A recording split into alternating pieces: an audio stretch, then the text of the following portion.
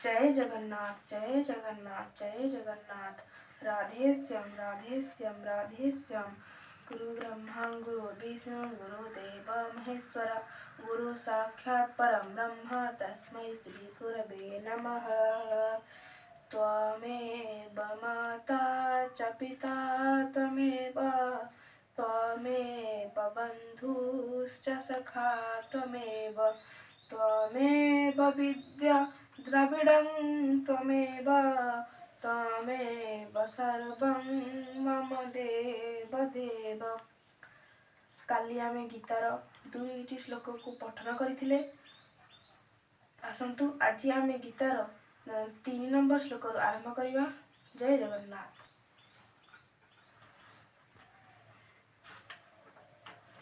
ओम ओम श्री परमात्मने नमः।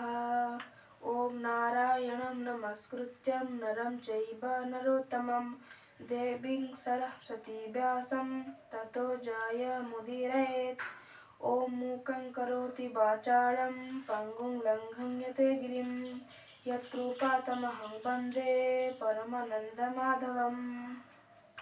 ओम श्री भगवद्गीता अथ प्रथमोऽध्याय अर्जुन विषाद योग। संजय उवाच पश्यतां पाण्डुपुत्राणामाचार्य महतीं च मूं व्यूढं द्रौपदपुत्रेण तव शिष्येण धीमता। अर्थ, हे आचार्य, आपणଙ୍କ बुद्धिमान शिष्य द्रुपदपुत्र धृष्टद्युम्न द्वारा व्यूहकाରରେ ସଜ୍ଜିତ ପାଣ୍ଡୁପୁତ୍ରମାନଙ୍କର ଏହି ବିରାଟ ସେନାମାନଙ୍କୁ ଦେଖନ୍ତୁ। अत्र शूरा महेश्वासा भीमर्जुन समायुधि युयुधानो विराटश्च द्रुपदश्च महारथा धृष्टकेतुश्च कीतान काशीराजश्च वीर्यवान् पुरोजित् कुन्तीभोजश्च शैब्यश्च नरपुङ्गव युद्धामन्युश्च विक्रान्त उत्तमौजाश्च वीर्यवान् सौभद्रो द्रौपदेयाश्च सर्व एव महारथाः।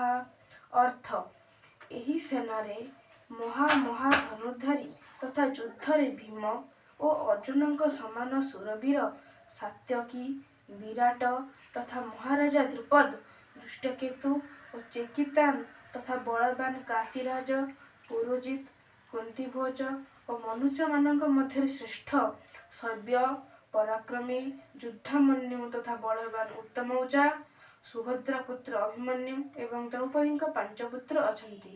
ଏମାନେ ସମସ୍ତେ ଗୋଟିଏ ଗୋଟିଏ ମହାରଥୀ।